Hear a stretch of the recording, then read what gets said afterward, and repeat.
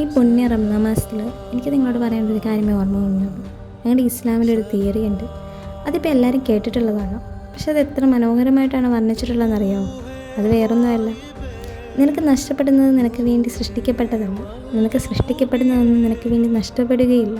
നിനക്ക് സൃഷ്ടിക്കപ്പെട്ടതും നിനക്ക് അർഹതപ്പെട്ടതും നിനക്കായി ഈ ഭൂമിയിൽ വിധിക്കപ്പെട്ടതും അത് ഏത് ആകാശത്തിന് മുകളിലാണെങ്കിൽ പോലും അത് നിനക്ക് എത്തുമെന്നും നിനക്ക് വിലക്കപ്പെട്ടതാണെങ്കിൽ അത് നിൻ്റെ 2 ചുണ്ടുകളുണ്ടെങ്കിൽ പോലും നിനക്ക് ലഭിക്കുമെന്നാണ്.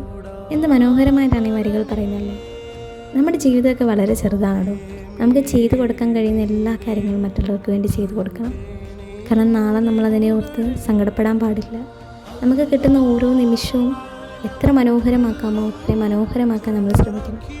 ഈ പുണ്യ റംസാൻ മാസത്തിൽ എൻ്റെ എല്ലാ സഹോദരന്മാർക്കും സഹോദരികൾക്കും നന്മ ചെയ്യാനുള്ള മനസ്സ് തമ്പുരാൻ തരട്ടെ എന്ന് ഞാൻ ദുആ രക്കുന്നു. ആമീൻ.